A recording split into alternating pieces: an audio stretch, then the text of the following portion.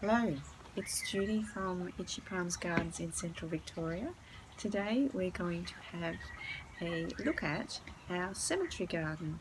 This is episode number 13, so perhaps a cemetery garden walkthrough would be very apt on a day like today. Anyway, I hope you enjoy it.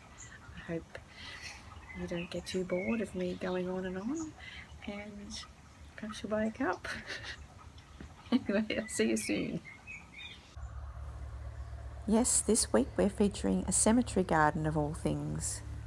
Most times when people first see our cemetery garden, the reaction's very negative. They may not say anything, but I can see it in their faces. Why would you have a cemetery garden? Or, are your pets buried there? Or, that's so depressing. This garden is more of a metaphor than anything else. No, nothing's buried here and nothing ever will be. Not in a physical sense anyway. In this cemetery, the only thing that I want to ever bury is the hatchet. To everyone, the hatchet means a different thing. And I'm not talking about the sharp axe-like tool in the shed. In this cemetery, I want hate to be buried. I've buried jealousy, envy and prejudice. I've even taken it a step further and buried guilt, blame and regret. I've intentionally neglected the cemetery more than any other garden on the property, for good reason. It's like turning your back on all of the bad things that we have to deal with in life.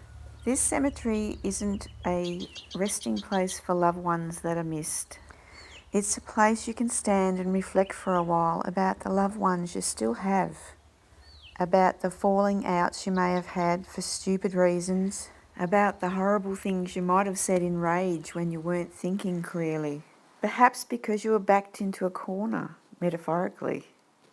The plants that are in the cemetery come up and flower periodically through the different seasons. The only water it gets is from the sky. Perhaps a little divine intervention. Cemetery plants seem to be always so forgiving and resilient. When they germinate, it's like little glimmers of hope.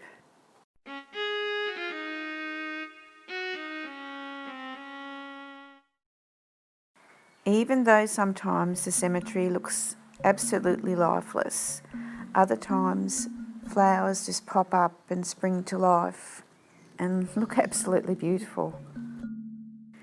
Plants and flowers always make me feel happy. That's why I like to garden.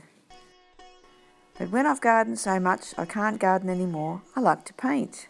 Here's a painting I painted of a bee on a pumpkin flower in the spring. I like this painting so much it's not for sale. However, there are many products on Redbubble that you could purchase with this painting on it. Like this classic mug, perfect for pumpkin soup in the winter. Or this larger mug with a tapered edge for an even bigger cup of pumpkin soup in the winter. I love my mugs from Redbubble, and I'm sure you would too. Just follow the links in the description below and you could have your very own original pumpkin mug.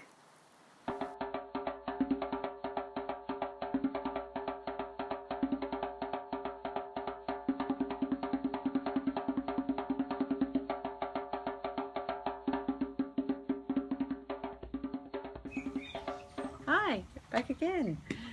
Well, you've been there and now you know why I have a cemetery garden on the property.